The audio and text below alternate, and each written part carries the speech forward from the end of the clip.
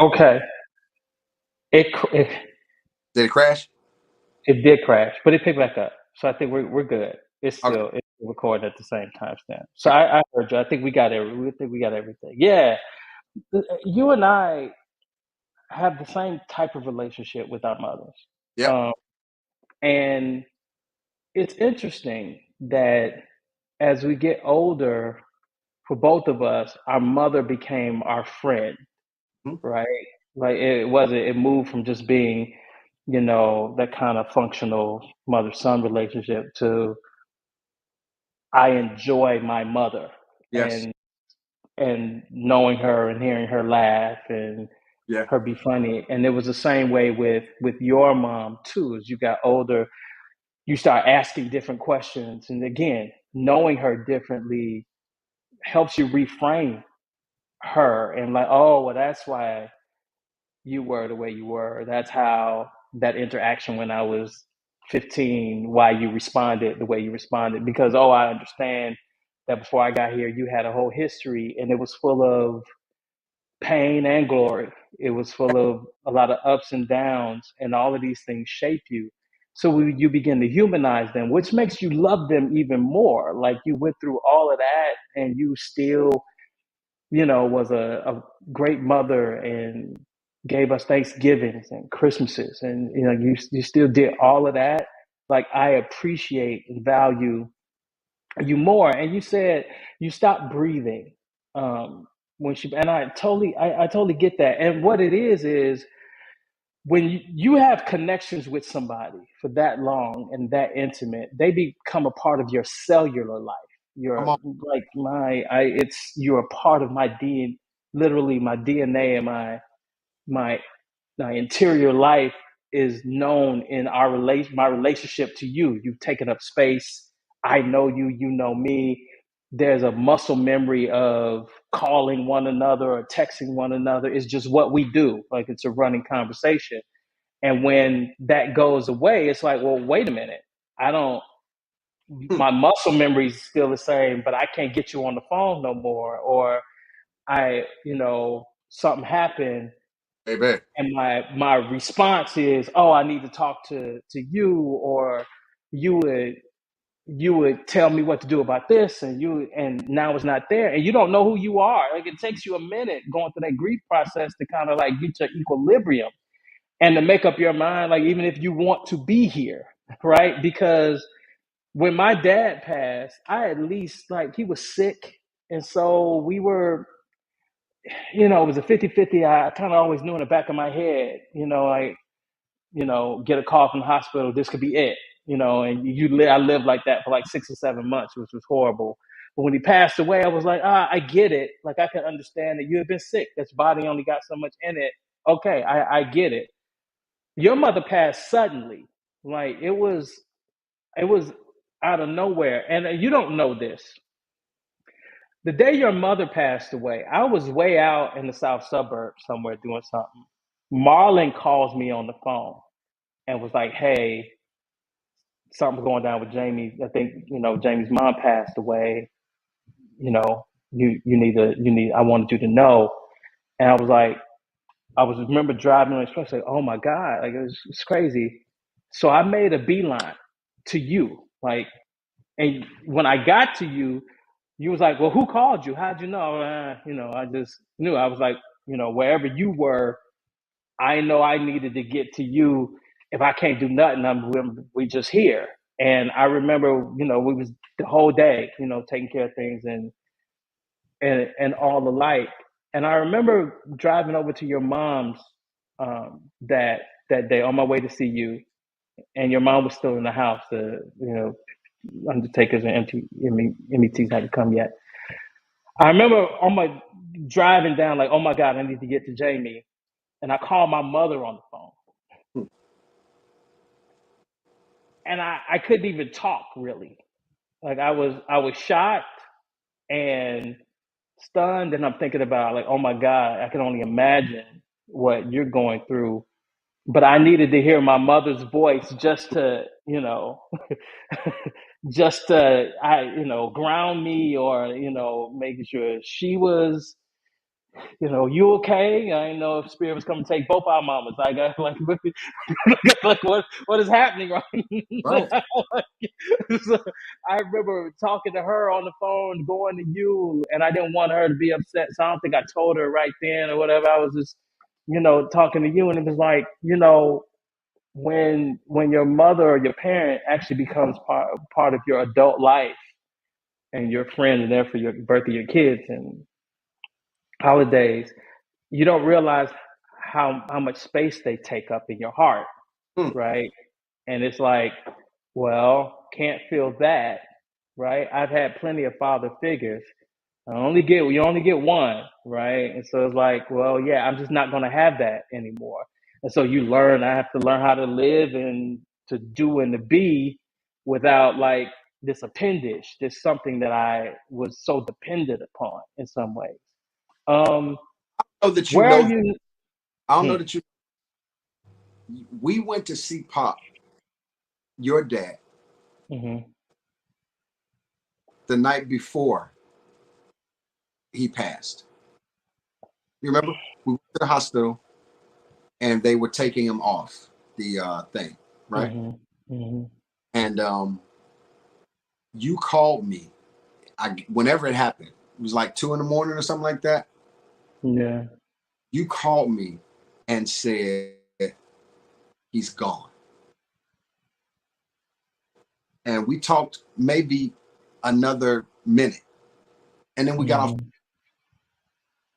When we got off the phone, I know you don't know this.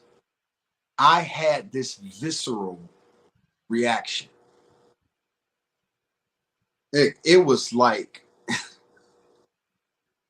I got a Paul. It was one of them pause cries Mm-hmm. where you start crying and then it just ah, Mm-hmm. ah! Mm-hmm. It shook me like it was crazy. Like Yeah. I don't. It just came over the way it hit me. I'm like, and I never understood like why I felt it. Mm-hmm. That. But it was cramming. Obviously, I knew your pop was, we spent time Sure. together with your dad and all of that, man. So, but it was like it was crazy that I never told you that, right?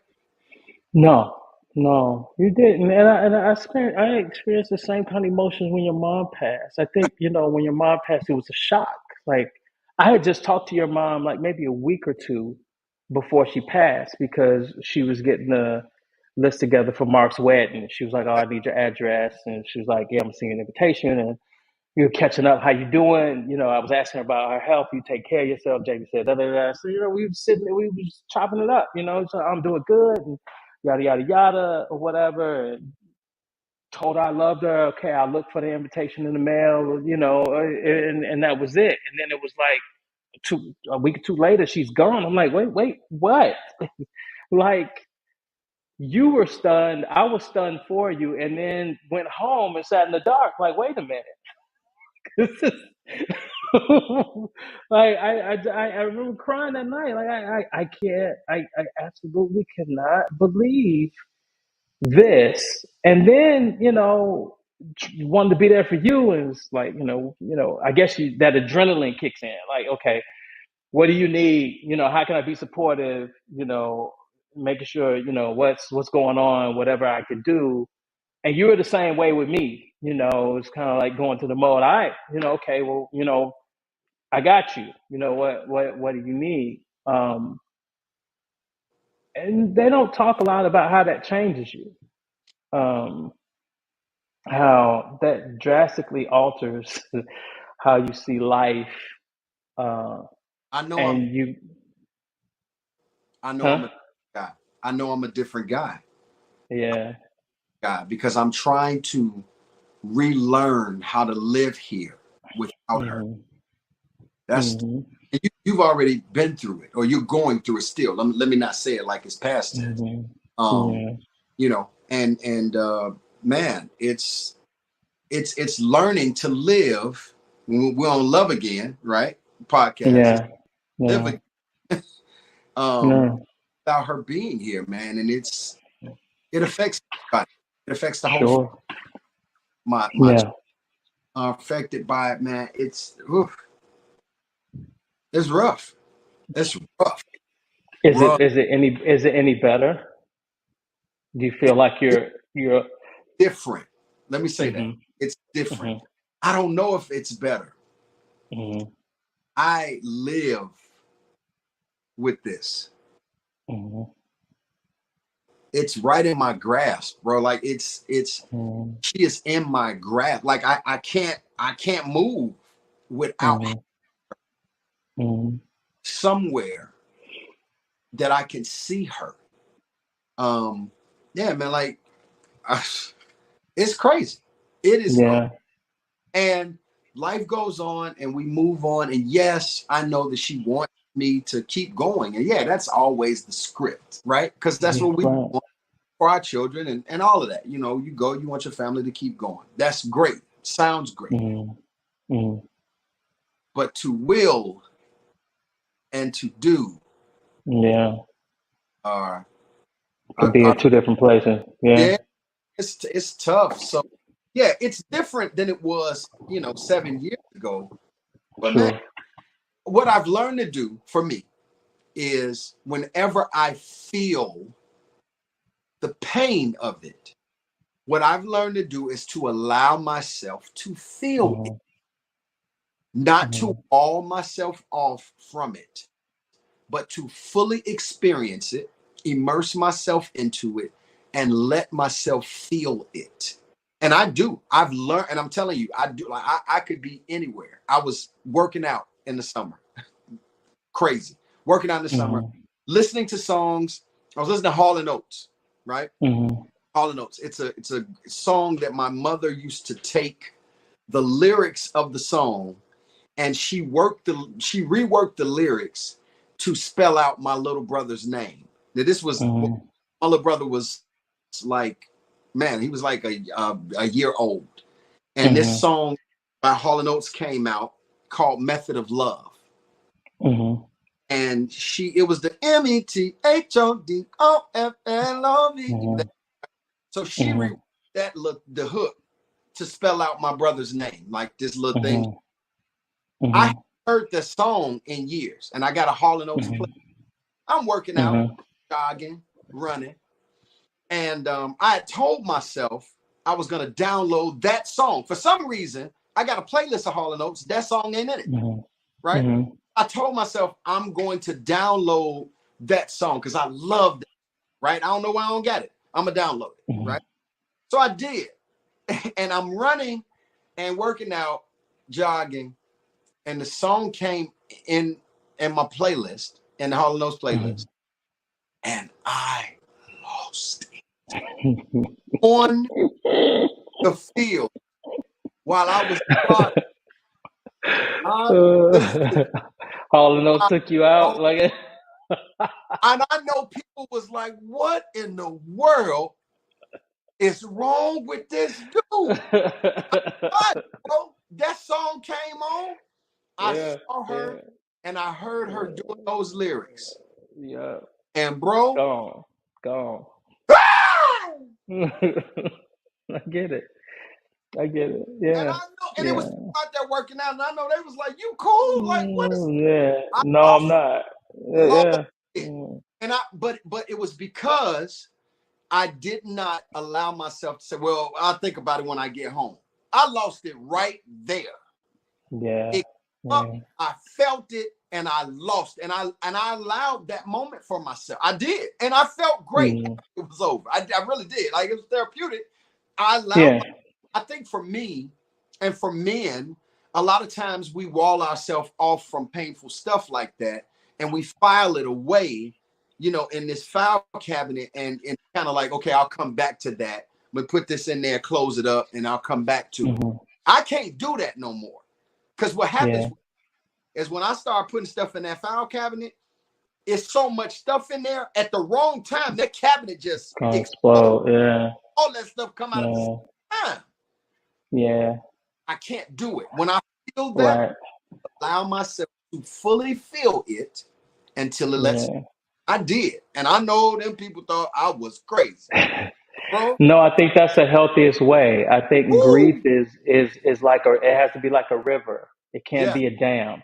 Like you have to let it flow and you have to let it come, and it comes in waves. You it know, does. it's not always horrible days. Sometimes I can think about my grandmother and my dad and be happy, you know, about it. And then there's sometimes it's like, and I was talking to my therapist about this this week. I was like, you know, I cry more now than I did before, Healthy. and yeah, totally. I want to cry more for being happy, but like if it just comes on me and you know, I could just let it out. Like it, and I think that's the healthiest way, you know, and then I find myself, you know, because I've tapped into that space, that emotional space. I could be watching This Is Us or something on TV, watching something, man. Like it's just like, and it just comes out. And I know this is just TV, but it just touched me. It moved me, and I'm so We glad to be in touch with that. we need to do Hmm? a us rewatch podcast. We've been talking about that. We've been talking about that for a while. Yeah. Woo! Yeah. It's We should. Yeah. moments. Yeah. Yeah. It's Yeah. moments. Yeah. We absolutely will. Then maybe we'll get that together. That would be dope. I want to talk about something happy before I let you go. Okay. Let's talk about a couple of things, happy things. You and I love Frasier, and this is more random matter ish stuff that we're gonna close out with. Frasier reboot next week, actually. Um, what are you thinking? I know what I'm thinking and what I'm feeling. What are you thinking and what are you feeling?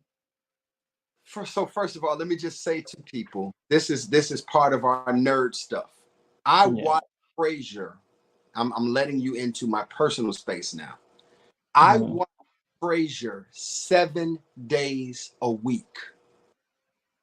I watch it to Yeah. go at night. Mm-hmm. Mm-hmm. I watch it to go to bed at night. On Sunday evenings, I watch cartoons, and then I watch Frasier to go to sleep. Mm-hmm. Every night, I Mm-hmm. go to sleep to Frasier. I don't know if Mm-hmm. you remember that about me. Like I gotta have TV on to No, go to. yeah, I know that. Yeah, me too. Yeah. So yeah, Mm-hmm. I watch it every night. So when I heard that it Mm-hmm. was a reboot, I'm there's an analogy I want to use that I won't use. I Mm-hmm. just okay. So yeah, great. I'm happy about it, Mm-hmm. Mm-hmm. and I think Kelsey Grammer is an amazing actor. Uh, Mm-hmm. he's an amazing artist, and at that character, I think that is his quintessential character for his career, Mm-hmm. which is why I believe he's going back to it. He Yeah. Fraser what 10 seasons, 11 seasons, 11. Yeah. yeah, 11 seasons. Mm-hmm. Um, it's some of his life's best work. And 9 seasons on Cheers. So that was a But 20-year run with one character he played. character, So yeah, I don't absolutely.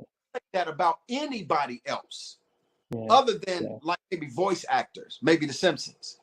Mm-hmm. Mm-hmm. But an actual character, I don't think Yeah. nobody has that on their resume. But anyway, he's amazing. He's great. He's absolutely awesome at doing this character. Mm-hmm. It's going to be something else, right? Mm-hmm. It's not really a reboot as much as it is a continuation. Yeah. They're Yeah. calling it, but it's really a continuation of his story. Yeah. So I'm anxious to see where they go with it. I've seen the trailers. Um, I am upset that his brother Niles is not Mm-hmm. that I don't the chemistry between them Yeah. is part of the magic of the original show. Absolutely. Not having each other to play off, it's going to be a Gonna be different. different. It's gonna be It's just different. It's just gonna different, be a different show. So that's Mm-hmm. what I'm concerned about. I'm ready. I'm ready for it. My body is Yeah. ready. Yeah. Having Niles. Yeah. Yeah. What? I'm ready. I'm ready for it too. I do have anxiety and a little sadness too. and it's really weird. It's not weird, but it is what it is. So when the original series left off, Frazier was moving to Chicago Correct. to um, follow up with his girl that he had been dating or whatever. And so it left there. Like he was on the plane, he was going to be with her. He had left Seattle, left everything, and go be with her. In this iteration of incarnation of Frazier, we don't know why it didn't work out, but it didn't. And Mo- he's back in Boston now. And I know this has absolutely nothing to do with me and my life choices, but I so wanted him to have somebody in his life, right? I didn't want him to be that old and be alone. Yes. And then start thinking about, well, what does that say about like if he can't get it together on TV, how can I get it together in my own life? Which is absolutely ridiculous. I know it has nothing to do, but I wanted to see him in a marriage and what Frazier would be like in a marriage, and not just playing again the single guy who's still chasing after love, right? I thought that would have been Interesting. different. Yeah, like if you're not gonna have Niles, then maybe he could find another comedic woman actress to have that partnership with, and we see Frazier differently. But now it's basically you still single. You still single 20 years Right. later, and it's like, that's that's depressing. Okay, like 70 some years old, and you still trying to do. Still, I was like, oh. So but I'm hopeful. I'm hopeful. I'm very curious. I'm excited about it. I want to see it. Hopefully, I don't know, but yeah, that's my thought about it. Like, I love, I love your perspective about it, and mm, I didn't even look at it like that. But if mm, Frazier, you know that he fumbles relationships real good. yeah, Had yeah. over that 10, 11 year span, he's had I mean, women yeah, that he's yeah. fumbled the bag. He just fumbles the bag over, It's over, not. over It's not again. very encourage. Not very encouraging. I'm just, It's not you know, the character. very, I, So yeah, I'm looking forward to that, we're gonna have to do a pop up or something and do a yeah, live, I and we'll talk, give a download review love. about Frasier. I want to do this real quick. There was a list of the 100 greatest gospel songs ever. Yeah, Right, it came out, and I printed it out because you and I talked about it. We were gonna do a random matters on it, but we just never got it together. But I just want to run through it. I just say the top 20, 25, but just real quick, right? I uh, just get your thoughts, our thoughts on it. The number one greatest gospel song ever, according to this list, is "Oh Happy Day." Is that true or I think no? I think it's top 10. Hmm. Number one, Hmm. ah, Right. So then it begs, like, what are we talking gospel? Because I've never been on a church on a Sunday morning where the choir sang "Oh Happy Day." Never in my whole entire life. So you're talking about a gospel song, which means this is a church record. "Oh Happy Day." It's iconic. It is iconic. Like that's absolutely.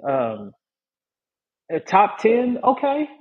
yeah, Yeah. Number one, nah, nah. number one.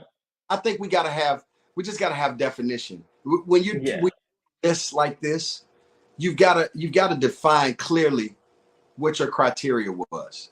it And that's matters. It matters. yeah, because how did you come up with this list? You're right. Because it seems like some of it is, well, I don't want to say too much. So number five of the greatest gospel songs ever. Number five, "Never Would Have Made It" by Marvin Sapp. Number five, greatest gospel song ever. I think without saying too much of the wrong thing, I think this list had to be based on sales. I think that had to be at the top of their criteria. Because in that 10, do we have a Kirk Franklin song or two? I think Why We Sing is number 10. Okay. Why We Sing, Yeah. number 10. Yeah. Um, Never Would Have Made It, number 5. And look, and again, there's a difference between greatest and most popular. I think, like you said, sales. I would say this list is dominated by the last 20 years. Like, And 100%. like Because I'm about to ask you, are the people that put the list together, are they 12? I All right. don't. All right. Right. So Never Would Have Made It, number 5. Number 6, Amazing Grace by Aretha Franklin. Greatest gospel song ever. Number 6. Yeah. Maybe top 20. Maybe. Her performance of the song, but number 6. And it's yeah. Um, Yeah. Yep. number 8, greatest gospel song of all time. You Brought the Sunshine by the Clark sisters.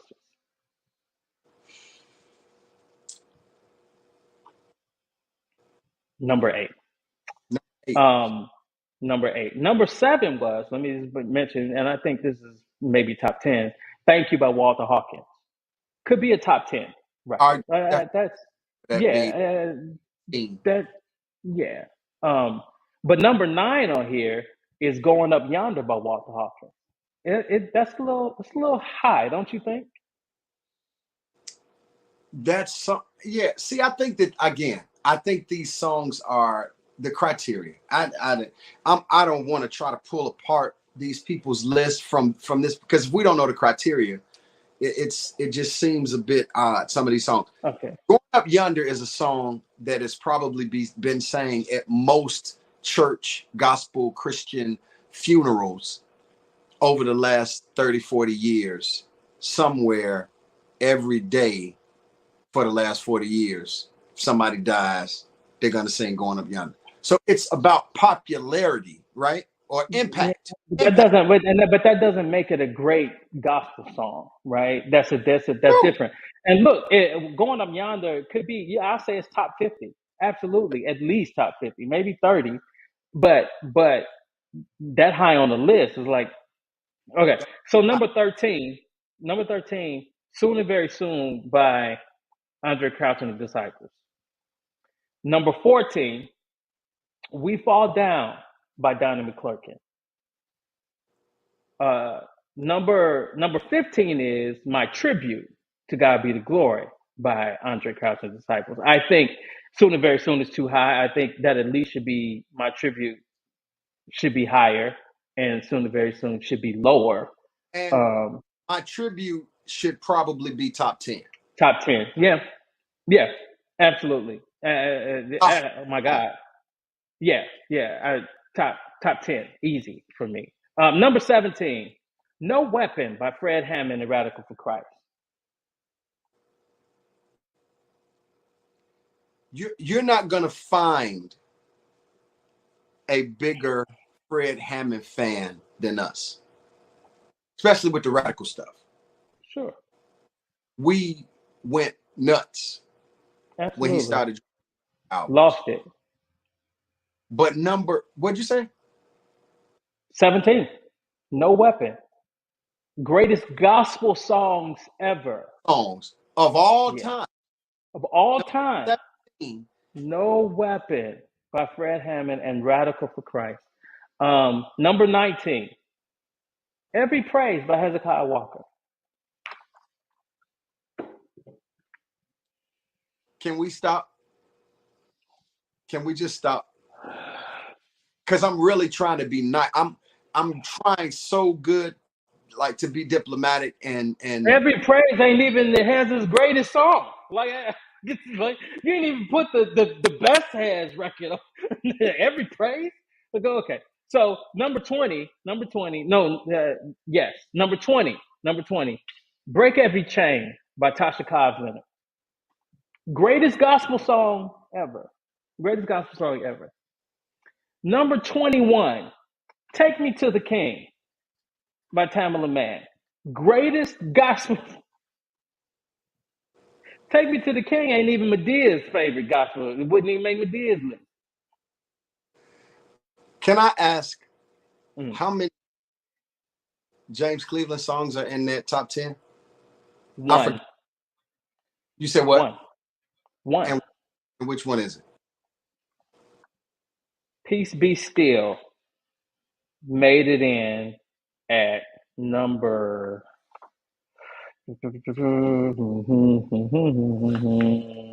Peace Be Still is number 13. I said top 10. Oh, no. No, no, no, no. So Mm-mm. not one No, I'm James. sorry. I'm sorry. I'm sorry. It's number 18. Peace Be Still is number 18. Not So one top 10. No. so Mm-mm. not James, one Cleveland record no. is No. in the top 10. Recorded more records, gospel records, than any other artist in history, but did not crack the top 10. Not He was one. lazy, wasn't Peace Be Still is number 18, and Never Would Have Made It is number 5. he? Yeah. Greatest gospel song.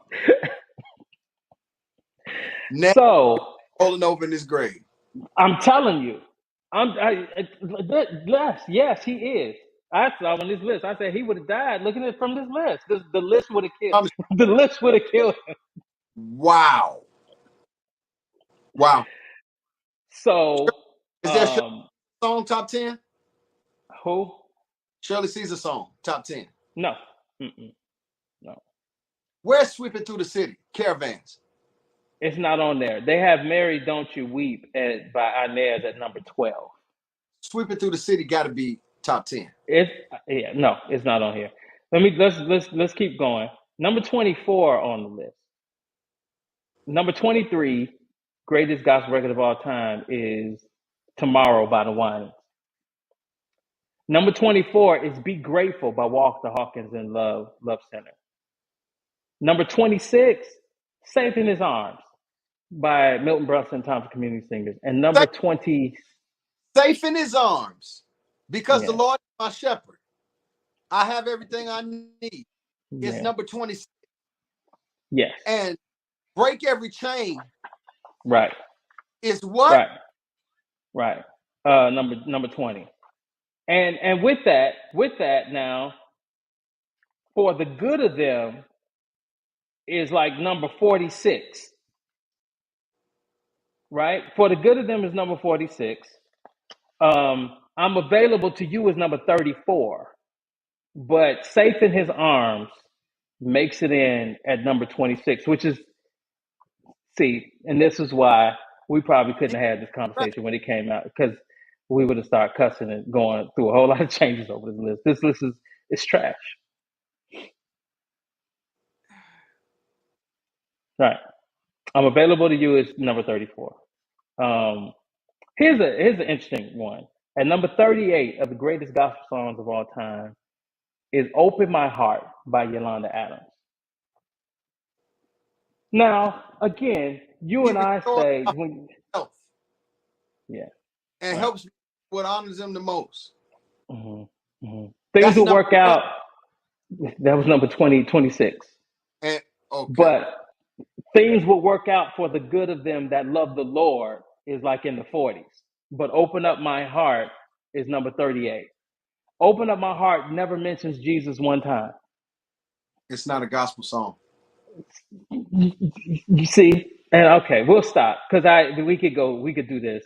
"For the This is Good of Them" is number 42, which I don't understand how "For the Good of Them" is not top 10. Easy. But that's just me. We don't have to do this. The list is trash. Uh, we could pick this list apart. Maybe we will at a later date. Maybe I'll keep it in, and we'll. It deserves a conversation. Thank you, not just for doing this. Thank you for being my friend. Thank you for loving me through all the ups and downs and changes. I trust you so much that when I got ready to go to Howard and leave Chicago for a minute, I called you and asked you to take care of my mother. yeah, That's that's how much I trust you. I trust that you would do it. I trusted you with her. I yeah, trusted her with you. yeah. And yeah, that's about the most precious thing I have in this earth. And so that's that's just our friendship. That's just the way we are, and I appreciate It you for is. everything that you've ever done Hey man. for me. I appreciate it. Thank you. I know, right? I know. Yeah, yeah, I know. And we'll never part. I'm gonna let you go. I'm gonna let you go. But thanks for coming through. I appreciate it. Thank We you for got having some stuff we're working on, everybody. So Random Matters will be back up in a little while, and we're working on a couple of other ideas that we want to do. But thank you for hanging out. I know it's a long. This is the longest one, but it's fine. It is. it. We need to chop it up. It is Thank what you. it is. So thank you, everybody.